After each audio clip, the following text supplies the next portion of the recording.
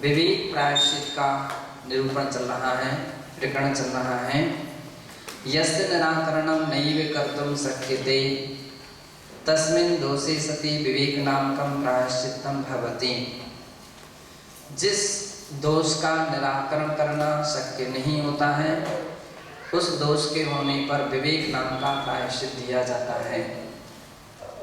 विवेको नाम संसक्त अन्नपानो करणादि विभागः।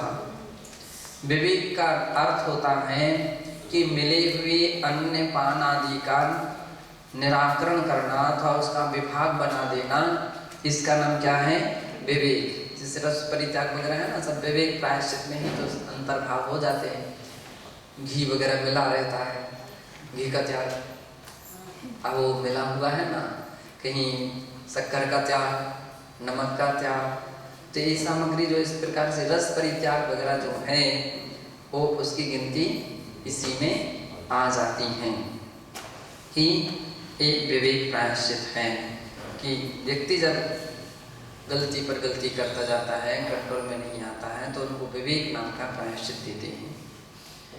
अथवा गण गच्छ द्रव्य क्षेत्रादिगतो निस्सारणं विवेका, और बात कही गई है। गण निस्सारणम, अपने समूह से निकाल देना। गच्छ है ना, तो गण क्या अर्थ होता है? वर्तमान जो समूह होता है वो गच्छ होता है। चतुर्विध संघ, जो अपना शाखा उपशाखाएं कुछ भी हो उससे भी निकाल देना, इसका नाम क्या होता है? गच्छ। यानी पूरी परंपरा से उसको बहिष्कृत कर दिया, तो ऐसे उसका नाम क्या होता है? गच्छ प्रायश्चित। द्रव्य निस्सारण, द्रव्य से अलग कर देना, है ना। द्रव्य क्षेत्र से निस्सारण, द्रव्य से तो कह रहा था संघ से बाहर बैठो, संघ से दूर बैठो, एक द्रव्य निस्सारण। आज क्षेत्र निस्सारण करते हैं, उस सीमा से ही बाहर रहिए। वर्तमान में बहुत सारे दंड दिए जाते हैं किसी को, तो ऐसे भी दंड संहिता में जो दंड होते हैं वो क्या है कि जिला की सीमा से बाहर अथवा प्रांत की सीमा से बाहर, है ना। कुछ ऐसे भी व्यक्ति रहते हैं, अपराधी होते हैं, फिर उनके लिए क्या कर दिया जाता है?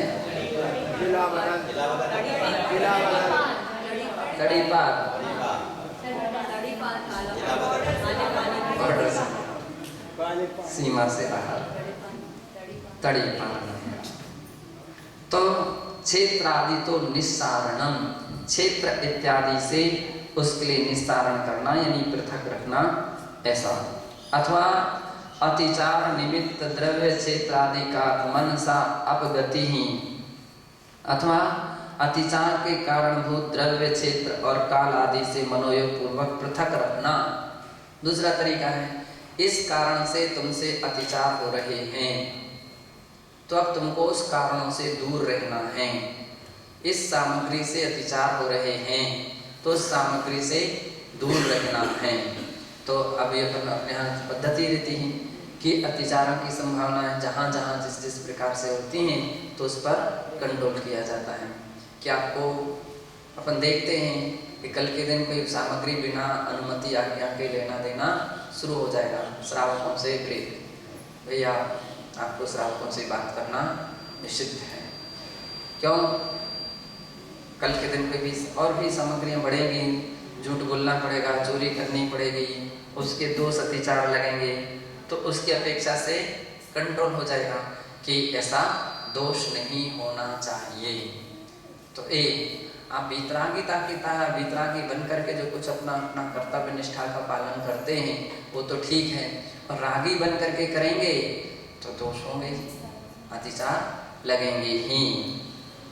और फिर कोई आज्ञा नहीं रहेगी, कोई अनुमति नहीं रहेगी, अनुशासन नहीं रहेगा, शिष्टाचार नहीं रहेगा, तो फिर अनाप शनाप दोष लगते जाएंगे।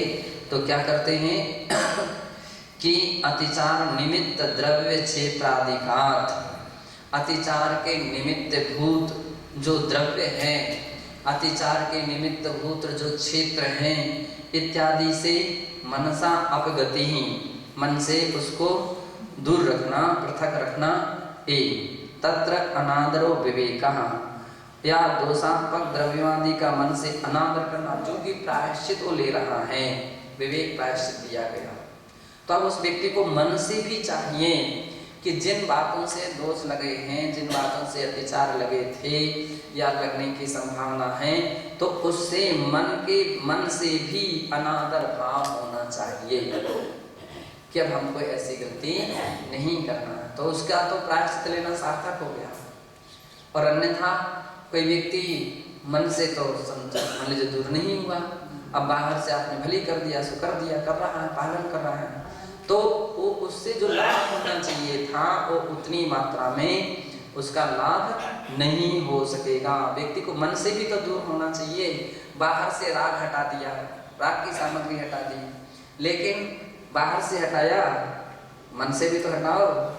पुष्प डाल की तरह है, पुष्प डाल बाहर से तो दूर रहे, लेकिन मन से तो दूर नहीं थे। मन तो उनका अपनी स्त्री में ही था, तो मन उसी में था। तो बाहर से भी दूर रहिए तो मन से भी तो दूर रहिए। अब ये कौन कर सकता है? बाहर से तो कंट्रोल किया जा सकता है? दिखने में आता, समझ में नहीं आता तो कंट्रोल कर लेते हैं, लेकिन मन से तो किसी को कंट्रोल वही कर सकता है। कौन कर सकता है? जो व्यक्ति जिससे गलती हो रही है, दोष अतिचार आदि संभव है, तो वो व्यक्ति स्वयं ही करे तो उसके माध्यम से होगा, दूसरा नहीं कर सकता है। इसलिए आंतरिक प्रायश्चित कहा गया है।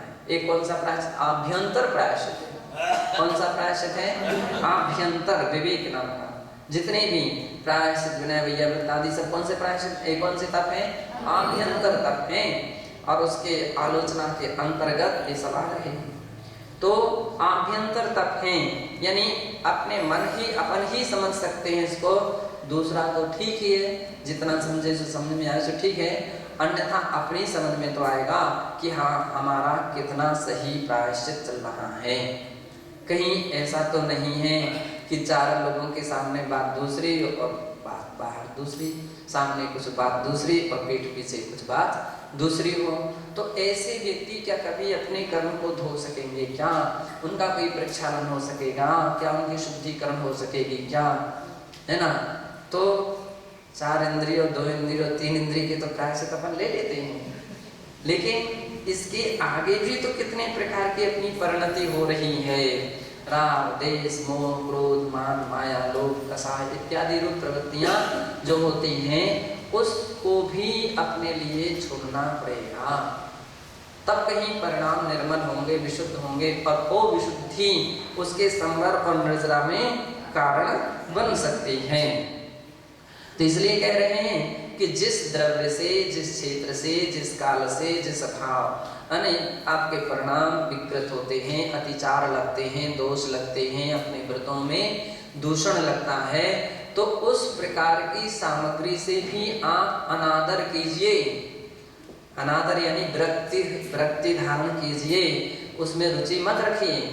उसमें रुचि रखी रही, रुचि बनी रही। बहुत से लोग हैं रात्रि भोजन का त्याग, आलू प्याज का त्याग तो है, लेकिन मन आलू प्याज में रखा रहे। तो अरे हो सकते बच्चे हैं ना समझते हो उनकी। अब जो व्यक्ति इतना अध्ययनशील है, विचारशील है, तब तो उसको चाहिए कि जिस वस्तु को हम छोड़ रहे हैं, जिसको दोष कहा जा रहा, अतिचार कहा जा रहा, तो उसमें एक विरक्ति भाव भी जगे, अनासक्ति भाव भी अपने अंदर में जगे, एहसास ऐसा हो कि भाई उचित नहीं है, ऐसा हमको नहीं करना चाहिए। निश्चय से देखें तो वास्तविकता में यही व्यक्ति, स्वयं ही व्यक्ति अपने आप को संभालता है, दूसरा कौन किसको संभाल सकता है? स्वयं ही इतने सतर्क सावधान रहता हो, महसूस करता है कि हमारी आत्मा में क्या क्या दोष हो रहे हैं, हम अपनी आत्मा की उन्नति हो रही है अथवा आत्मा का पतन हो रहा है, हम आत्मा का कल्याणपरक कार्य कर रहे हैं अथवा संसार वर्धक कार्य कर रहे हैं। तो ये तो व्यक्ति स्वयं ही सोच सकता है, स्वयं ही अपनी अपनी गलतियों को जान सकता है, एक दूसरे की नहीं जान सकता है। कितनी जान सकता है? जितनी दिखने में आएगा उतनी जान सकता है। तो यहाँ आचार्य महाराज कह रहे हैं स्वयं अनादर भाव होना चाहिए, अनासक्ति भाव होना चाहिए। अथवा संशक्तिषु द्रव्य क्षेत्राण्यपानोपकरणादिषु दोषात् निवर्तयितुम्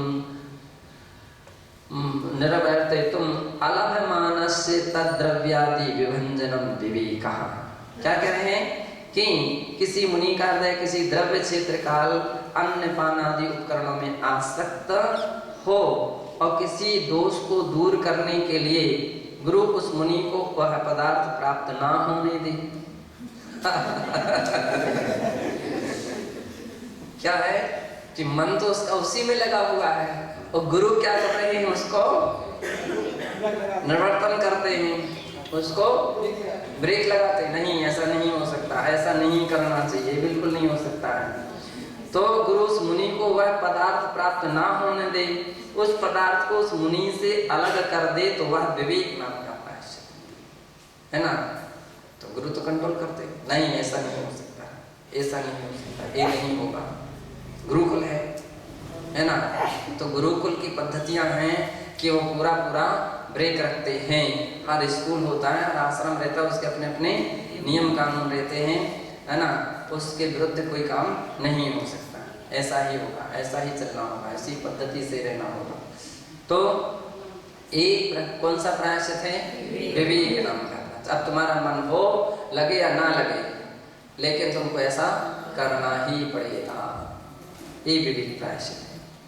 तो द्रव्य से अलग कर देना, क्षेत्र से, अन्य पान आदि उपकरण आदियों से। अपन चलो तुम इशारा करोगे जिस वस्तु का, उस वस्तु का 3 दिन के लिए त्याग। अब तुम्हारा मन हो या ना हो, लेकिन बाहर में तो कम से कम इतना पालन करो। इशारा कर करके तो तुम कल के दिन उठाना रखना शुरू कर दोगे। नहीं दिया किसी ने तो क्या तुम उठा करके लाओगे? क्या नहीं लगाई थाली तो क्या तुम सामग्री उठाओगे? क्या अपना तो अधिकार नहीं है। क्या अधिकार है?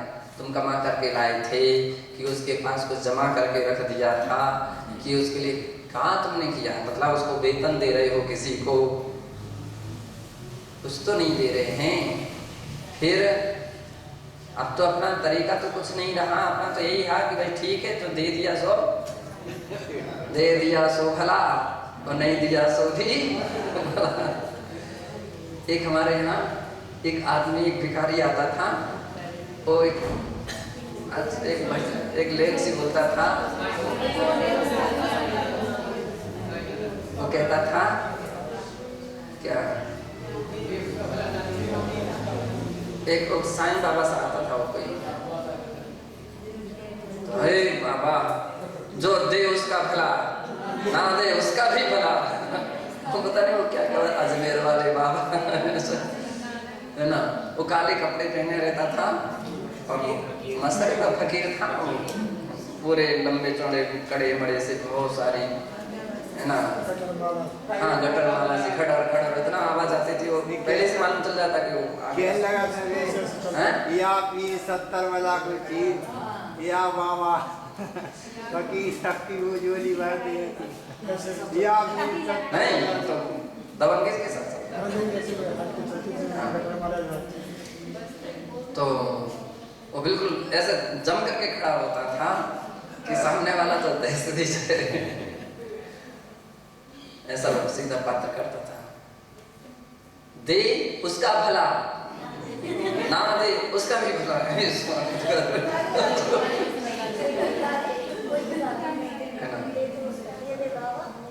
तो कहने का अर्थ ये है कि दे सो भी भला है, नहीं दे सो भी किसी का कोई छुड़ा नहीं सकते हो आप, किसी की कोई सामग्री छीन नहीं सकते हो, कुछ नहीं कर सकते। भिखारी मांग सकता, अपन तो मांग भी नहीं सकते। क्यों?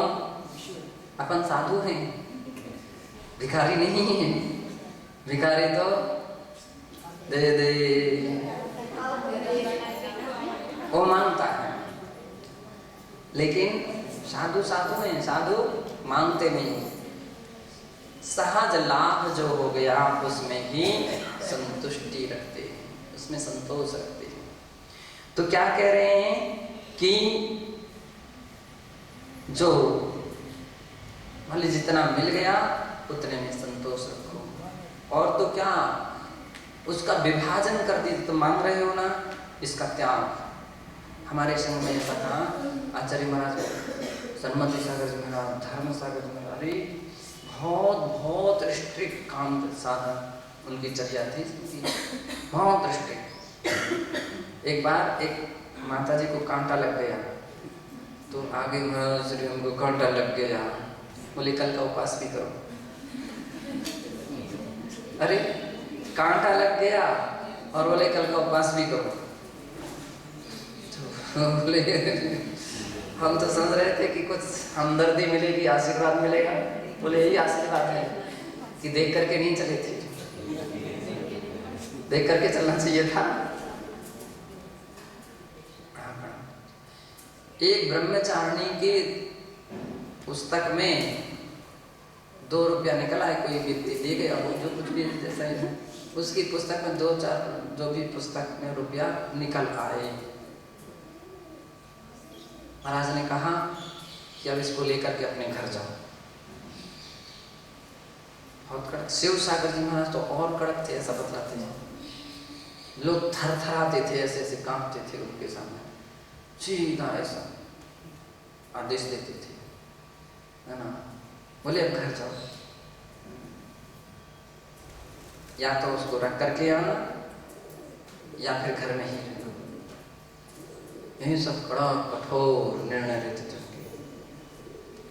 इतना महावीर कीर्ति महाराज का प्रायश्चित, किसी महाराज से कोई गलती हो गई, कुछ अपराध हो गया, बैठो ठंडी में बाहर, ठंडी में बाहर। ठंडी का मौसम जहाँ इतनी ठंडी लग रही थी और बाहर की ग्राउंड में बैठा दिया।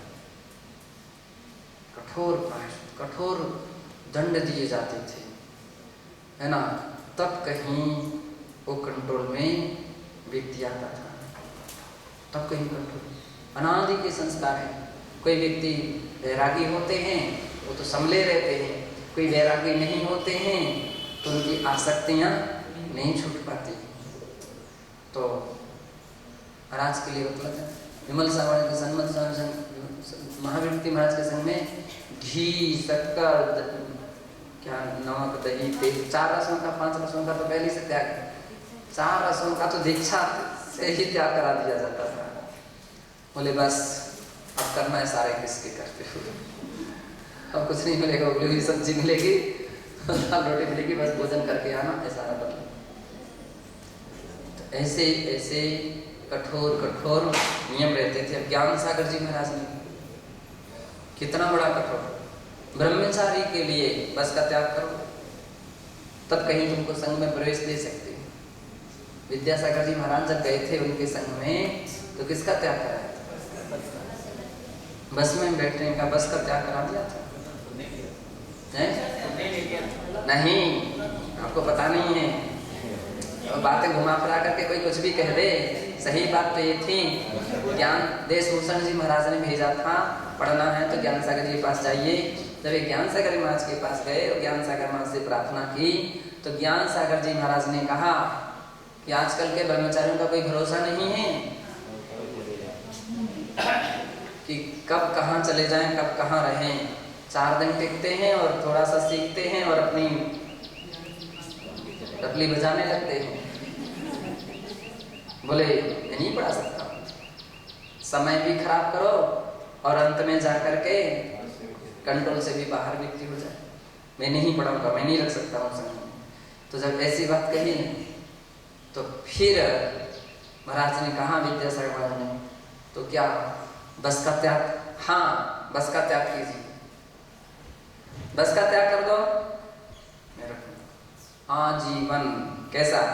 2 महीने का, 4 महीने का, 6 महीने का नहीं, आजीवन बस का त्याग।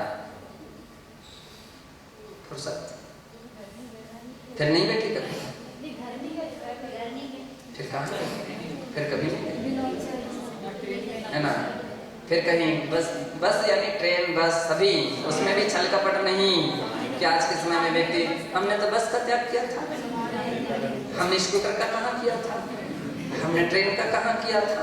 हमारे चंद्र छोड़ दो जो ना। छल कपट करने वाले व्यक्ति होते हैं, जिनके सही समर्पण नहीं रहता है, उनके आप देख लीजिए, कदम कदम पर छल भरा रहेगा। इस तरफ से कंट्रोल करो सो उस तरफ से कंट्रोल करो सो।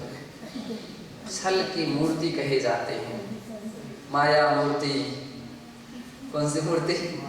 माया मूर्ति जगह जगह स्थापित हो रही है। माया मूर्ति तो छल कपट करते, तो उन्होंने छोड़ दिया, तो कुछ नहीं बैठे, ना ट्रेन में बैठे, ना बस में बैठे, ना साइकिल में, ना स्कूटर में, किसी में नहीं बैठे। तो वैराग्य वास्तविकता में हम लोग कभी कभी सोचते हैं कि बताओ सब कुछ छोड़ रहे हो, ये स्तल्य क्यों तुम्हारे अंदर बंधी हुई है? एक खुटिया से रस्सी क्यों बंधी हुई है? क्यों नहीं अपन उसको छोड़ते हैं? राग छोटा सा रहता है, लेकिन राग सबसे बड़ा हानिकारक रहता है। चाहे राग हो चाहे द्वेष हो, बस दो ही तो बात है। अगर ये दो व्यक्ति की दूर हो जाए तो उसका कल्याण हो जाए। केवल राग और द्वेष, और कब छूटेगा? जबकि उसके अंदर में कुछ स्वयं से वैराग होगा। वैराग, वैराग्य किसको बोलते हैं? राग का छूटना है ना, तो वो छूटना चाहिए अपना। तो वहां से छूटता है तो यहाँ लगता है, धर्म में उतना अनुराग जगने लग जाएगा, धर्म का उसको रुचि होने लग जाएगी, धर्म में उसका आनंद आने लग जाएगा। अन्यथा आप देखिए कौन से व्यक्तियों को खुशी रहती धर्म के कार्यों में? वैरागी के लिए आनंद है, वैरागी के लिए आनंद है, रागी के लिए आनंद नहीं है। इस मार्ग में रागी के लिए तो राग का आनंद आता है, सुविधाओं में आनंद आता है, वैरागी के लिए नहीं आता है। वैरागी के लिए साधना में आनंद आता है। इसलिए अपनी जो 12 भावना है उसके लिए कार्तिकीय अनुप्रेक्षा में आचार्य श्री कार्तिकेय महाराज ने जगत जननी, आनंद जननी योग, क्या शब्द दिया है? आनंद जननी, आनंद को जन्म देने वाली वैराग्य भावना, 12 भावना है, आनंद को जन्म देने वाली। अब कितना आनंद आ रहा है आपको, और किसका आनंद आ रहा है? धर्म का कितना आ रहा है और राग का कितना आनंद आ रहा है? आम जगत में लोगों के लिए आनंद आता तो किसका आ रहा है? राग का आनंद आता है। आम लोगों के लिए किसका आनंद आ रहा है? राग का। हमको अमुक सुविधा मिलती है, वहाँ व्यवस्था मिल गई, अमुक सुविधा मिल गई, अमुक तरह का सामान जो चाहो तो बना लो, जो चाहो तो खा लो, जो चाहो तो। अब देखो किसी की राग की कथाएं यदि शुरू हो जाए, कदम कदम की चर्चाएं, और क्या कैसा है? अरे आराम से खाओ पियो सोते रहो तो कोई कुछ कहने वाला नहीं, कोई कहने वाला नहीं। अच्छा, और जो चाहो तो 2 मिनट में सामग्री आपके लिए तैयार मिलेगी। तो ये हो सकता है बड़े आनंद से हमारा समय कट रहा है, लेकिन किस में कट रहा है? कि वैराग में? राग में। राग का आनंद नहीं कहलाता है, वो आज का आनंद है। राग का आनंद तो कल के दिन आग का रूप धारण करेगा। राग आग दहे सदा ताते समान, आग की तरह वो आगे आज नहीं अपन को महसूस हो रहा। कोई भी विषय राग के रहते हैं तत्कालता में तो बहुत अच्छे लगते हैं, बहुत अच्छे लगते हैं, लेकिन उसके बाद में जो कर्म का उदय बंद हुआ, आश्रय हुआ है, बंद हुआ है, जब उसका उदय होगा तब तो दुखी होना पड़ेगा, तब तो अपन को बड़ा कष्ट होगा, तकलीफ होगी। उस समय महसूस होगा, समझ में आएगा, अरे कितनी हमने गलती की, कितनी भूल की थी, है ना। तो इसलिए राग का आनंद नहीं, किसका आनंद आना चाहिए अपन को? वैराग्य का आनंद आना चाहिए, विरक्ति का आनंद आना चाहिए, धर्म का आनंद आना चाहिए। आज क्या आनंद आ गया, आज क्या किया है, स्वाध्याय किया है, आज हमने इतनी जाप कर ली, इसका बड़ा आनंद है, मुझे बड़ी खुशी।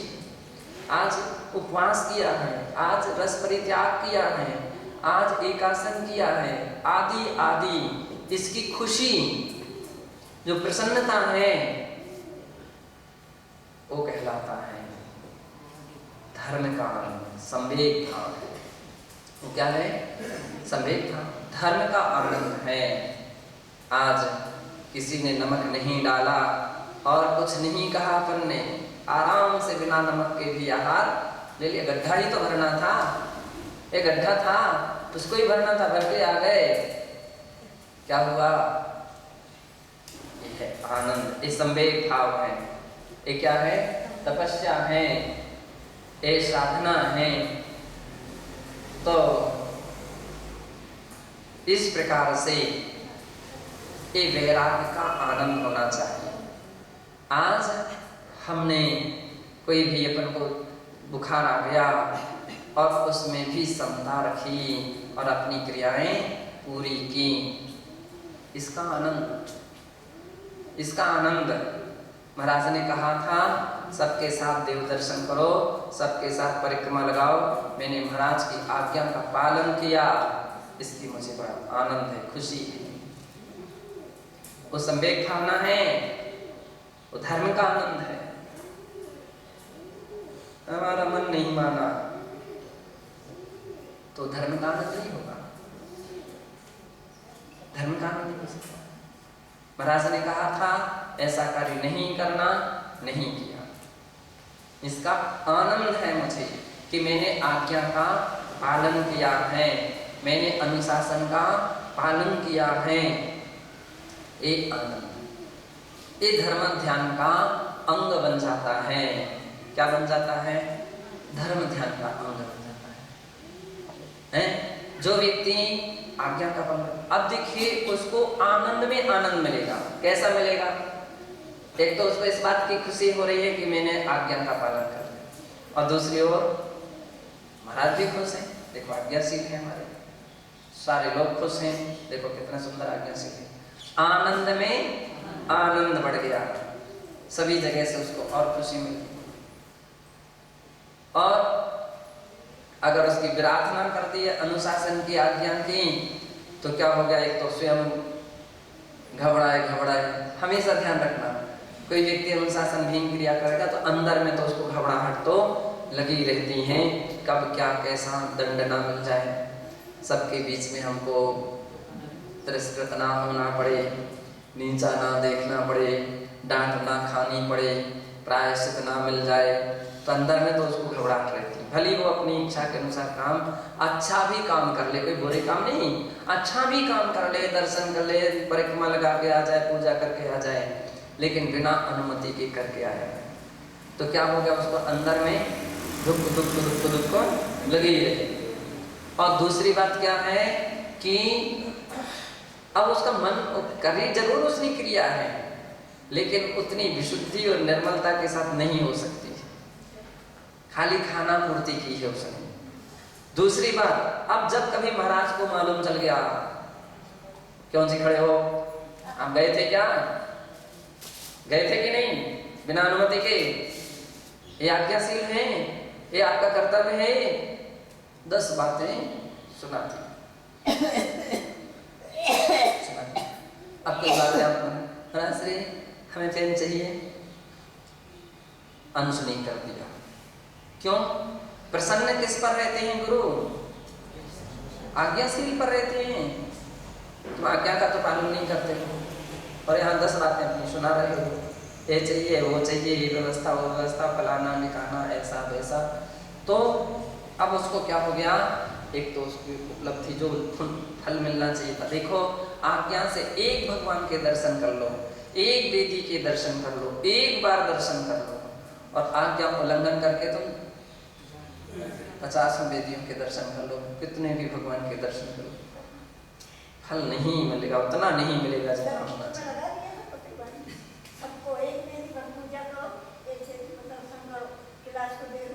बिल्कुल सही। तो इस प्रकार से अब देखिए, एक तो दुख, दूसरी परेशानी ये खड़ी हो गई। तीसरी, अब जो कोई सहयोगी रहते थे, 7 सहयोगी, बेबी मुंह से खोलते, पीछे आगे दूर बैठो, क्यों?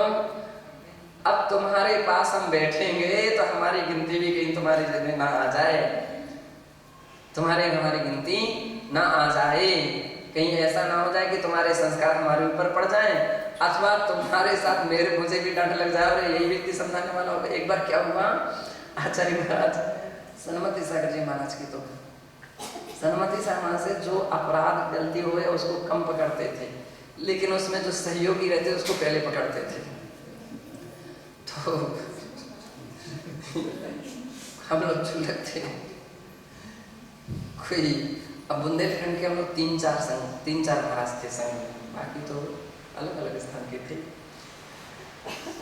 और हमारे संग में महेंद्र सागर जी महाराज, वे बात भी ऐसी करते थे, ऐसी दृष्टि बचा बचा करके, या कोई सामान्य भी बात करेंगे तो वे ऐसे बैठ जाएंगे, ऐसी बात थी, ऐसी बात थी, ऐसी बातें करते थे। अब चूंकि अब 2-3-4 बुंदेलखंड के थे, तो अब आपस में एडजस्टिंग होता था, बैठते थे, उठते थे, बात करते, पाठ करते थे। तो कोई बात महेंद्र सागर जी से मिस्टेक होती थी और हम लोग दूसरे लोग पकड़ते, महाराज हम लोगों को पहले पकड़ते थे, क्या सलाह दी, क्या सलाह दी, क्या सलाह दी, सलाहकार बने हो। हम तो पहले से बोलते थे, महाराज मैंने कुछ सलाह नहीं दी, मैंने कुछ नहीं किया, है ना। तो कहने का तात्पर्य है कि कभी कभी उस संगति में बैठना भी हानिकारक हो जाता है कि जो अपने गुरुकुल के प्रतिकूल हुआ करते हैं, प्रतिबद्ध होती हैं। तो आचार्यगण वगैरह सब क्या करते हैं, उन सब से ब्रेक करते हैं, वस्तु द्रव्य से, क्षेत्र से और आदि काल आदि से। उसको क्या करते हैं, निवर्ते तुम अलभमानस्य तद्द्रव्यादि विभाजनम देवी कहा, उन पदार्थों को ना होने दें। अलभमान, अब वो चाह रहा था कि हमको अमुक पेन मिल जाए, हमको अमुक पुस्तक मिल जाए, हमको अमुक और कोई सामग्री मिल जाए, महाराज ने उसको नहीं, ये नहीं मिल सकती। एक बार की बात थी, विद्यासागर महाराज के संग की बात थी, 2 महाराज उनके पास पहुंचे, 2। तो एक महाराज ने कहा कि महाराज श्री कल का हमारा उपवास, कल उपवास दे दीजिए। महाराज ने कहा अच्छा। दूसरे ने कहा मैं कल नीरस करना चाहता हूँ, मुझे नीरस दे दीजिए। तो महाराज ने कहा बदल लीजिए, आप लोग बदल लीजिए, यानी जो नीरस मांग रहे हैं वे उपवास कर लो, और जो उपवास मांग रहे हैं वो नीरस कर लीजिए। अब महाराज के सामने क्या करें, कोई तथा नमस्ते ठीक है कर करके आ गए। अब वो बात धीरे धीरे बड़ी फैली, चर्चा का विषय बना। अब वो शाम के समय कुछ ऐसे प्रसंग आ गए कि महाराज जब प्रसन्नता में बैठे थे तो वे महाराज बोले, सबने फिर बात करी, ऐसा कैसे महाराज हो गया, आज उपवास वालों को नीरस और नीरस वालों को उपवास। तो महाराज ने कहा कि तपस्या ही तो करना थी, नीरस भी तपस्या है, उपवास भी तपस्या। में देखना चाहता था कि इनके उपवास ना करने में क्या परिणति होती है और इनके नीरस ना करने में क्या परिणति होती है, ये देखना चाहते थे। हमारे संघ में भी जब कुछ देवेंद्रनगर में दीक्षा हुई थी विहर सागर जी वगैरह की, तो एक बार क्या हुआ कि दीक्षा के उपलक्ष्य में कोई स्वेच्छा से नियम ले और कोई प्रतिज्ञा ले। अब स्वेच्छा से नियम लेना है तो सब ने एक बात कही कि महाराज बाकी तो सब चलते ही रहते हैं, आप जो भी 10 परिकर तो हो गया, अब एक नियम स्वेच्छा से लेना है। तो स्वेच्छा से सभी ने एक निर्णय ले लिया, मौन की सबसे अच्छी साधना है। हमने कहा ठीक है, मौन व्रत लेंगे, मौन व्रत। तो मौन व्रत, तो मौन व्रत क्या हुआ, शुरू हुआ कहाँ से, जिस नंबर से शुरू हुआ, भाई कितने समय तक का मौन व्रत। तो उन्होंने कहा 1 साल का। तो मैंने कहा 6 महीने का। ऐसा बढ़ते गए। 1 साल का जिन्होंने कहा तो हमने कहा 6 महीना, 1 साल का कहा 6 महीने, किसी ने कहा 6 महीने तो हमने कहा 1 साल। बिहार सागर जी का नंबर आ गया। बिहार सागर जी ने कहा है ना, तो जिन्होंने 1 साल का कहा तो हमने 6 महीने, और बिहार सागर जी ने कहा हमारा भी 1 साल का। मैंने कहा तथास्तु। तो देखते रह गए, बोले महाराज सबके तो 1 साल के 6 महीने हो गए और हमारे 1 साल के 1 ही साल रह गए, ऐसा कैसे? आप ही ने मांगा।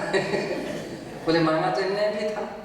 तो मैंने कहा इतनी तो परीक्षा थी कि इन्होंने मांगा था तो भाव सहित मांगा था कि वो 1 साल तक का पालन करना चाहते थे। अब आपने भाव सहित मांगा था कि नहीं मांगा था? बोले सभी ने मांगा था, इसलिए मैंने मांगा तो पालन करो। तो कभी कभी इस प्रकार से भी परीक्षण करते हैं गुरुजन, तुम्हारा मन क्या कर रहा है, तो मन के अनुसार उसकी चेष्टा या उसकी स्वीकृतियां नहीं देते हैं। वे आगम क्या कह रहा है उसके अनुसार अनुमति देते हैं, ऐसा कर कीजिए। आगम क्या बोल रहा है, आगम ए बोल रहा है, तो उसका तरीका रहता है। तो इत्यादि प्रकार से विवेक नाम का प्रायश्चित दिया जाता। सबसे बड़ा कठिन माना, सबसे बड़ा प्रकोष्ठ माना जाता विवेक प्रायश्चित का। अब कल्पना करो कितने प्रकार के लोगों की आसक्तियां रहती हैं, कितने प्रकार की इच्छा रहती हैं, कैसी भावना रहती हैं।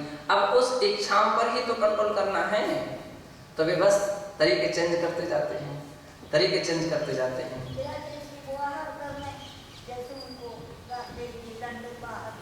हाँ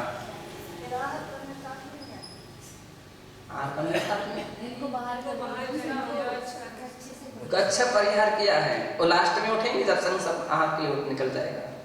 सबके आहार हो जाएंगे तब तक, हो जाएंगे तब, नहीं तो वे दूसरे निकल के आएंगे। तो उसमें भी तो सबके आहार हो जाएंगे, इसके बाद वो आहार के लिए निकलेंगे।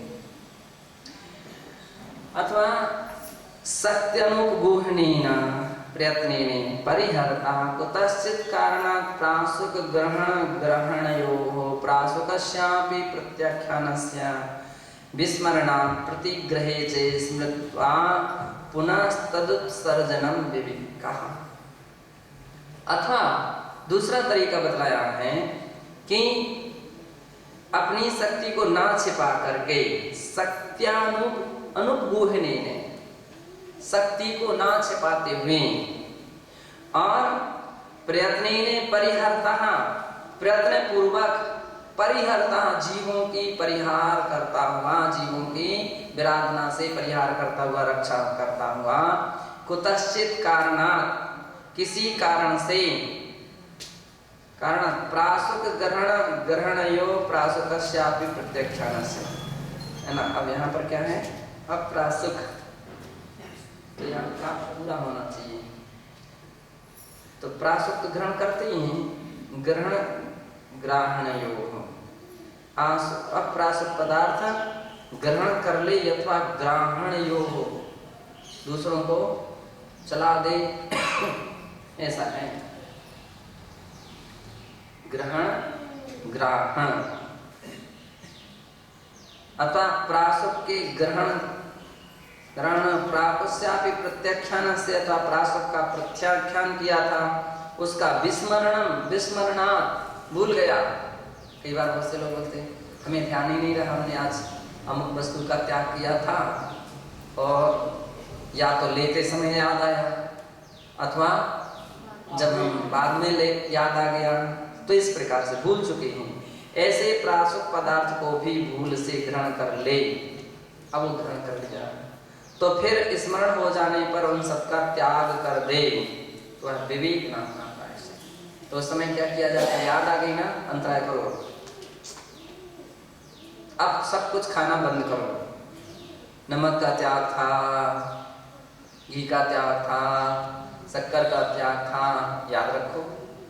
हमें याद ही नहीं था, हमने आहार करना शुरू कर लिया, आधा आहार हो गया या कुछ आहार चल गया, तब हमको याद आया कि अरे आज तो हमारा शक्कर का त्याग था, आज हमारे घी का त्याग था, याद आ गया ना, बस अंतराय करके आ जाओ। यही विवेक है। क्या विवेक है, अब उसको छोड़ दो। ये तपस्या है। अब ऐसा नहीं कि खा करके पूरा आ जाओ, हम कल त्याग कर देंगे, अब आज नहीं तो कल त्याग कर देंगे, नहीं, वो कल तो और अधिक बढ़ जाएगा।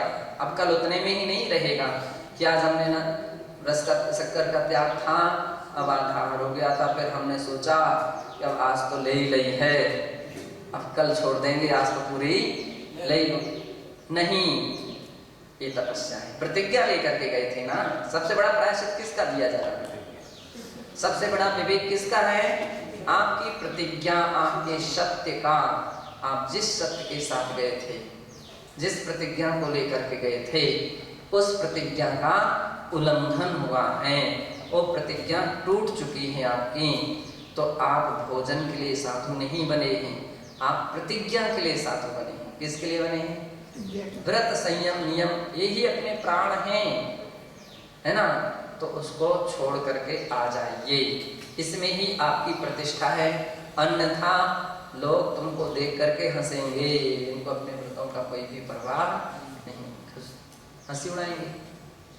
तो अपनी प्रतिज्ञाओं का ध्यान रखना चाहिए, अपने व्रतों का ध्यान रखना चाहिए, और यदि भूल गए हैं कदाचित तो उससे अधिक दिखा देना चाहिए, उससे बड़ा त्याग दिखा देना चाहिए। और यही उससे बड़ा त्याग है कि अंतराय करके, इसलिए 32 अंतरायों में, कितने अंतरायों में? कौन सा अंतराय है? मतलब क्या नाम है त्यागी हुई वस्तु का लेना का नाम? प्रत्यक्षात नहीं, प्रत्यक्षात सेवन नाम का अंतराय। कौन सा? हमारे कान बोलते थे।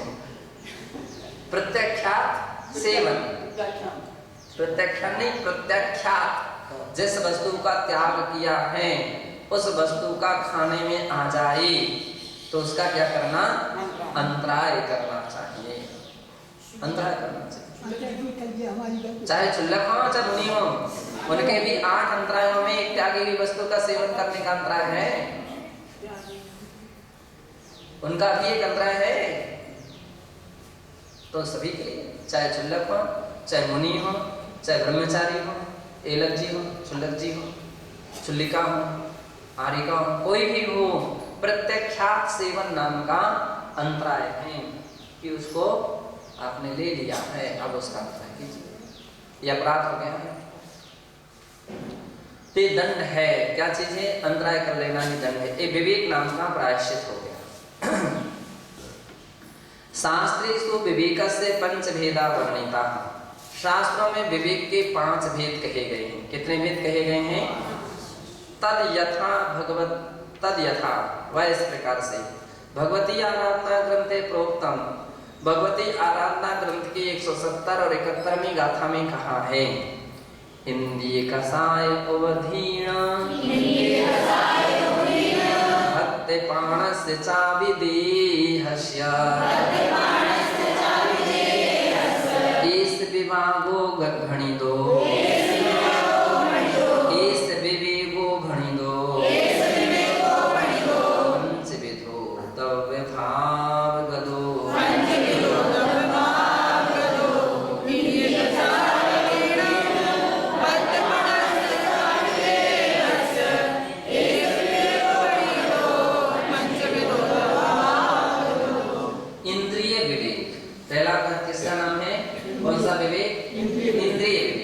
दूसरा है कसाय विवेक, तीसरा है उपधि विवेक, चौथा है भक्तपान विवेक, और 5वां है देह विवेक। अभी नाम याद रखना चाहिए।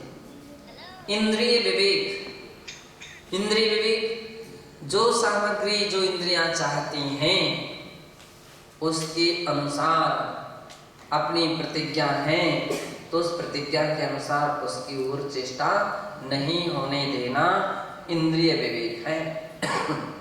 इंद्रिय विवेक है।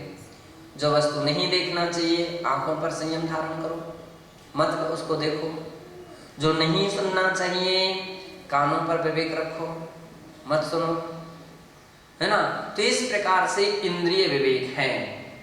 कसाय विवेक, कसाय विवेक, किन्हीं कारणवशात कसाय उत्पन्न हो जाती है, कसाय भड़क जाती है, लेकिन फिर भी उस समय समता रखो, शांति रखो, ये कसाय विवेक है।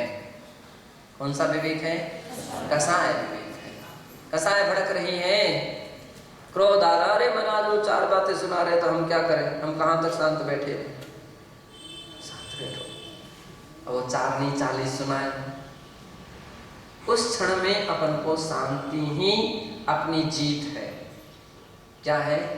अपनी जीत है। तो कसाय विवेक है। अब कसाय में चारों कसाय लेना, क्रोध, मान, अभिमान के भाव हो रहे हैं, और कह दिया गया पीछे बैठो, नीचे बैठो।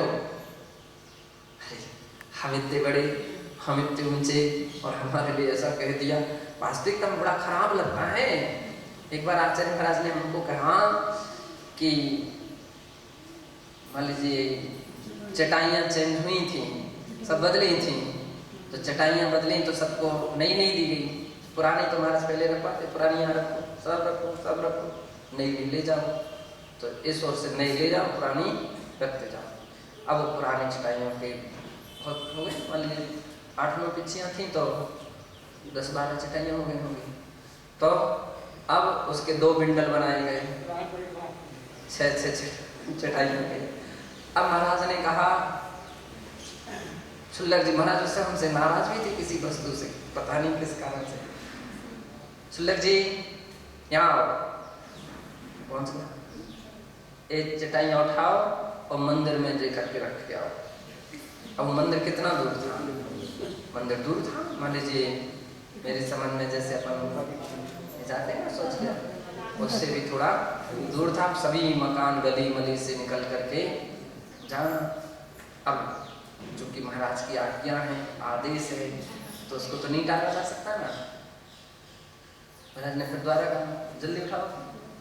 तो मैंने उठाया, पिंडल रखा अपने सिर पर, है ना, और लेकर के हम गए, और वहां तक ले तो गए, लेकिन हालत हमारी बड़ा दुख हुआ। और उस समय तो कुछ जानते ज़्यादा थे नहीं, चटाई तो रख के आ गया, लेकिन बहुत रोना आया मुझको, बहुत दुख हुआ, है ना। तो हमारे साथ तो महेंद्र सागर जी महाराज थे, तो आकर के उन्होंने प्रेम से समझा लिया, बेटा क्या हो गया? कुछ नहीं, अपन को रखने में क्या, मतलब हम अकेले भी नहीं थे, हमारे साथ एक और शुल्लक जी थे, जबकि उनकी शरीर की स्थूल और शरीर स्थूल था, उनको भी पिंडल उनके कंधे पर रखा गया, वो भी हमारे साथ चले थे। अजित सागर जी, उस समय उनका नाम रवि सागर था। हम दोनों रख करके आए, तो फिर थोड़ा सा दुख हुआ। तो अब ठीक है, हो गया। अब हमको यही से लग रहा था, मतलब हम लोग क्षुल्लक हैं, और चटाई इस तरह से बिल्कुल पूरा हम लोगों को तो क्या हो पुली की तरह रख करके आ गया। तो मान लीजिए सब हालत हमारी वही दुखी थी। तो महेंद्र सागर जी जैसे हमारे संग में अच्छी बात रहती थी, एक दूसरे संभालने में सहयोगी बने रहते थे। तो वे तुरंत आ गए, वो चेहरे देख के समझ लिया उन्होंने कि ऐसे कुछ बात हो गई, तो उन्होंने समझाया और हमदर्दी सही न्याय नीति से किया। ऐसा नहीं कि गुरुकुल के प्रतिकूल होकर के, नहीं बेटा क्या महाराज क्या हो गया, कुछ बात बोली ना, क्या हो गया, नहीं देख पा रहे क्या हो गया, तो बिल्कुल इस काम में आ गए, तो हमारी कोई कीमत ही नहीं रही है। तो फिर बोले अरे ऐसा नहीं है, ये कहो कि गुरु आज्ञा का पालन कर लिया तो कितना बड़ा पुण्य मिला है, कितना बड़ा। अब जबकि रास्ते में बहुत से लोग उठाने भी लगे, मंगाने लगे, तो महाराज ने कि नहीं वही लेकर